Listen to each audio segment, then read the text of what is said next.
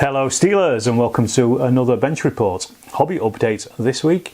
This week's been quite busy with work. I was working late on Monday night. I also went to the cinema on Tuesday night and then down the club on Thursday night, so I've not really had much of a chance to do a lot of painting, and the weekend was taken up with doing other things as well. But I turned my attention back to the Second World War, and I finished off the 2 ambulances that Chris Clark had sent over to me very kindly a few weeks ago. I was just waiting for those decals from Pendragon to come through, the I-94 decals. Very quick service from Pendragon, so thank you if any of the guys from up there are watching. And they came through. I really enjoy putting decals on vehicles, so I put as many red crosses on these ones as I could, and I think that I'm happy with how they turned out. Same again, I painted them in the base colour of Vallejo yellow, German yellow, and then used the AK pens just to do the camouflage over the top of that. Very simple, nice spotted job, and spot on finished it. I stuck with the Casualty theme, and after our game of Men of Company B the other week at the club, I realised that I actually needed some Casualty figures for the US, the VC and the MVA. Dean reminded me that when he gave me all his Vietnam stuff, that he'd also given me a load of NVA casualties as well, which I'd just not got around to painting up. So I dug those out, along with a couple of American casualties that came from Battlefront with their medic units. So I painted those, and I just thought, well, that's at least 16 NVA casualties. What I need to do now is get some American and VC ones, and also some peasant ones as well, and I'll be getting those from Peter Pig over the next few weeks, I think. It's just, again, really to add a little flavour to that game, because I really enjoyed it and I want to play more. And you can always find out when you're playing a game that you always realise that you probably actually need more than you have, you know, just to add a few things in to cut down on confusion as much as anything else. And that also leads on to the next thing, which are some VC Peasants, which again Dean gave me. These are leftovers he'd got from his 7 Samurai game that he was using Ronin for. But he'd also bought some Vietnamese peasants again from Peter Pig, so he brought down a massive bag. There was a few in there, I think some are from Museum Miniatures, a few other manufacturers, so there was some in there that just were a little bit too old in period, but there was certainly some Vietnamese era peasants in there. So I took those, and I'm going to rebase those and give them a quick paint job as well on top of what there already is, because I just want them to match my other figures. Nothing to do with Dean's painting at all, 'cause it's always very good, but I just wanted to, you know, I want them to look similar to my stuff, because you need at least 12 bases of peasants for Men of Company B, and I think I've got about 8. So I can kind of spread it out a bit and just make up a few more bases. You probably actually need a few more than that, but you know, I'll stick with 12 at the moment, and we'll go with that, I think. So thanks for that, Dean. Also, whilst I was down at the club, this is on Thursday night, last night as I'm recording this on a Friday, Dex and I had talked about Chain of Command 2 when it first came out. He said he was going to buy an extra copy so that I could use it as a giveaway on the channel, and Dex gave me the copy last night. So this is a brand new copy of Chain of Command. You've seen this before on this channel at least. Thanks, Dex. I'm going to do a giveaway because I want to do a proper review of Chain of Command 2. I've done a kind of, you know, what's in Chain of Command video, but that was done with the pre-release proofreading copy that we were all sent as playtesters, but now I've actually got the actual copy in my hands. I'm going to do it, and I'm going to do this as a giveaway as part of that review. So stick around and you'll see it, and you might win yourself a free copy of Chain of Command 2 courtesy of young Dexter there. So thanks for that, Dex, massive thanks. Over the week, quite a few things have come in the post. One of the things that came in was Lassal II. This came in from Robin. I've got to apologise, Robin. I know you don't like to see things that people have newly bought on social media. So I am sorry that I'm showing you this. But thanks massively for sending that through. I'd asked on the Sam Mustafa Facebook group if anybody had got an original copy of Lassal or where I could get one from. Sam had said that you can buy it, but you can only get it on Amazon itself, and I don't like using Amazon if I can avoid it as much as possible. But then Robin said, well, he's got a copy, he doesn't use it, he likes to play a different game. So he said, if you want it, it's all for sale. So I bought it off him, because I've only got a PDF that I got printed, but I'm glad that I've actually got an original copy of it. I just like to have the original copies of things sometimes in my hand. So again, thanks for that, Robin, much appreciated. Then also in the week as well, from Muddy Paws Terrain over in the US, they sent me their products, 6 products of terrain materials for basing and also for modelling as well. And I put together a review of these for those guys. You get the 6 different tubs. I'm not going to talk too much about it because I've got a full review showing you how you use them and what you can do with these things, which will be coming out next week. I'm going to drop that out at some point. I think it's on Wednesday that's coming, so keep an eye out for that. But that's just talking about this product. They are from the US, so I'm going to say here and now that postage is kind of expensive to here in the UK, but if you buy a few of them you can kind of bundle it up and it diminishes the postage a little, or chip in with your friends. I will put a link to their Etsy store down below in the description anyway. But as I say, there is a full review coming later this week of those products, so you can see exactly how they are. I'm not going to talk too much about them here. And the other thing that came was some studio equipment. I was watching Two Fat Lardy's Patreon video of their tour of Lard Island, behind the scenes. I've already seen it because I've been there, but it was they were just talking about some of the stuff that they've got and the setup, and I noticed that they've got these smallish square lights. Now the lights that I've got are big diffuser lights. They're massive, they take up a load of room, they've got wires coming out of them. I've used them for years, they're absolutely filthy. They have served me really well for the last 5 years or so, but I just noticed these and asked Richard what they were. He gave me a link over and I bought myself a couple of them, and they are fantastic. I'm using them at the moment to light up this scene here, and I will be using them in future. They are basically they're powered by batteries, so there's no wires coming out of them, there's no trip hazard. They've got a very small footprint as well, and you can just move them about as you need them to, and they are really, really good. If you're doing any filming for games or for channels or whatever you need, I can't recommend these enough. I will put a link, unfortunately it'll be an Amazon affiliate link in there, because when I bought them I got them on eBay, but they came through from Amazon. But I'll put a link down below if you want to check them out. Say here and now, they're a bit pricey. I think mine were about 158 quid. That was off eBay, but they are well worth it compared to the ones that I've always struggled with the older ones, because not only do you have to set up the wires near some plugs, you've then got to get extension leads, and you get all these trip hazards everywhere, and it just gets a bit much. That's all. So okay, I'm glad. So again, thanks Richard for letting me know about those, and these are a top buy when it comes to studio equipment.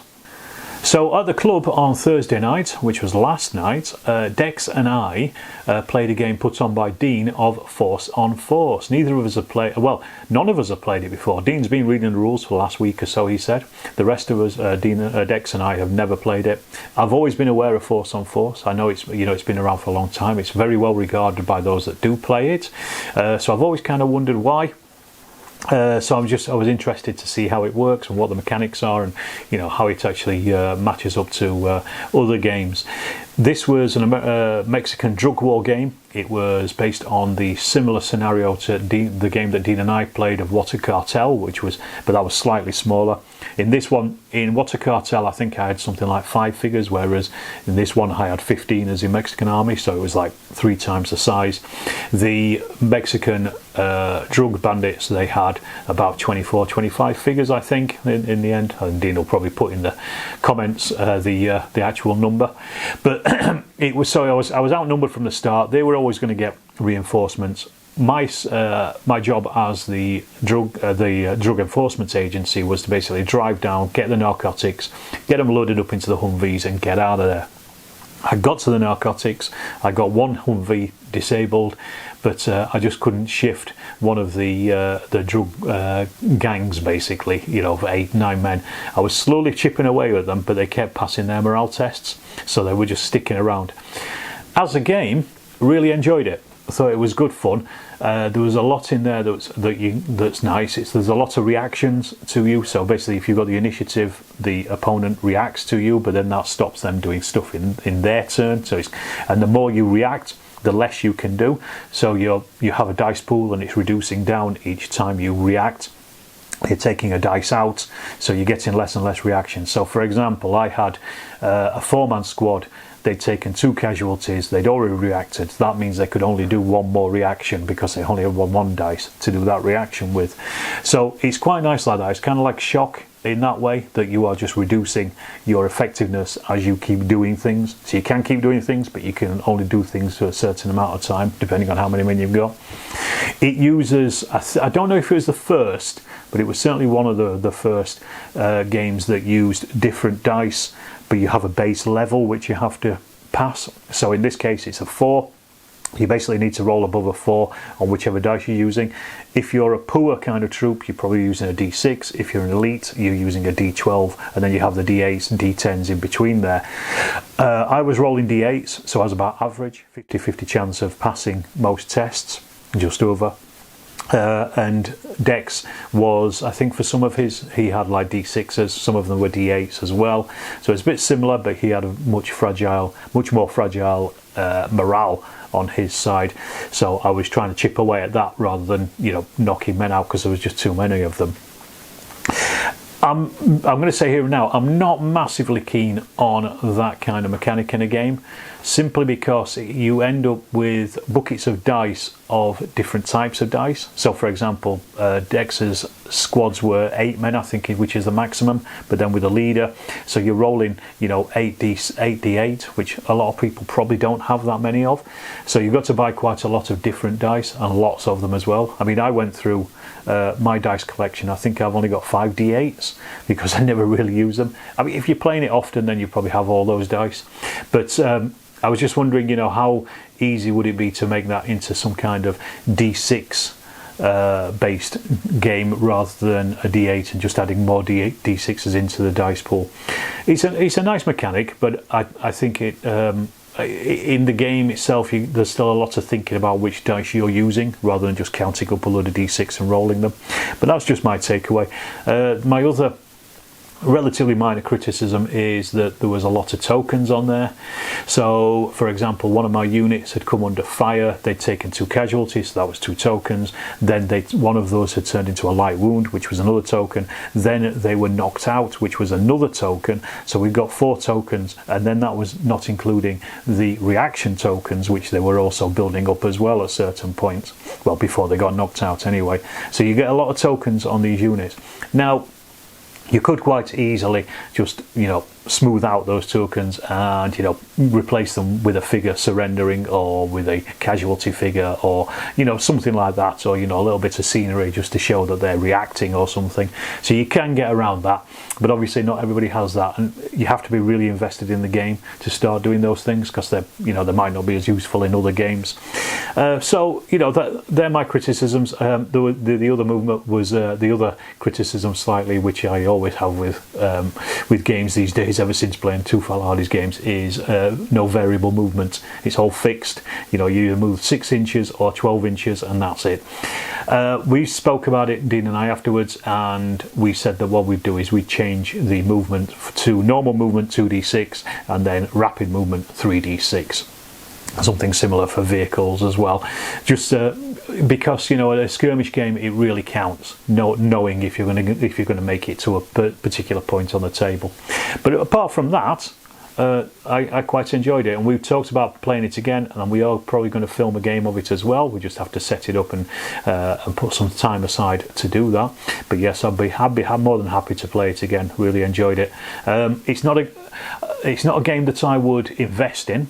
but I'd be more than happy to play it on the tabletop. Right, next thing up is I am still selling my Wings of War, Wings of Glory collection slowly over on eBay. I'm putting about 5 or 6 items out at a time. I've got some on at the moment. I will once again leave a link down below for you to go and check those out. There's a few things in there. There's I think there's some quite rare aircraft that I'm selling as well in and amongst my collection, so keep an eye out for that. Some stuff that I've painted myself as well, they'll be coming over the next few weeks. Let's say I'm just trying to shift it. One of the reasons is I want to reinvest that money back into a new camera that I'm looking for, and it's quite an expensive camera as well, just so I can add a little bit extra to battle reports and things. So I'm just kind of saving up for that, and also just creating a bit of space in here as well before we get this room plastered and finally decorated after 18 months of being in here. So that's the plan. So go and check those out there on eBay if you're looking for some 1/4 scale aircraft.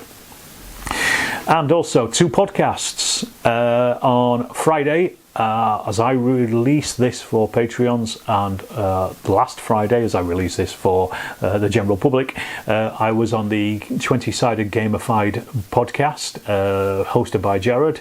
I forget his surname, Letman or something, I think. He's done some recent stuff with Mark's Games Room and also Little Wars TV. He's been on quite a few podcasts recently, the Yorkshire Gamers podcast, for example, a few weeks ago, and I recorded a podcast with him. We were talking about all kinds of stuff. We've already decided that we want to do a second edition about the First World War and wargaming the First World War in particular. So I'm looking forward to that. We just need to set up a time. But that's out now. That came out on 4th of July, so go and check that out. Once again, there will be a link for you down in the description down below, so you can go and check that out. And then also on Sunday night, I'm going to be recording Yorkshire with Yorkshire Gamer and Ian from Flags of War. We're going to do a follow-up to the Bruising the Vineyard that we did just a few weeks ago because we didn't get time. We'd already been recording for about 4 hours, and we realised that we'd not answered any of the listeners' questions. Ask Nora. So that's going to come up as well. We're going to be recording that, so that's just going to be listeners' questions.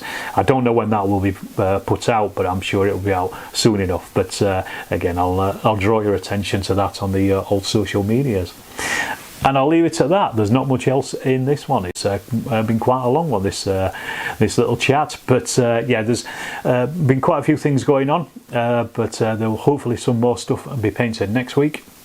As I say, that review for the Muddy Port Terrain is coming up. I've also got another battle report for the Verdun trilogy. The final part of the Verdun trilogy will be out on Friday. And keep an eye out on that. And I will see you in the next Storm of Steel video.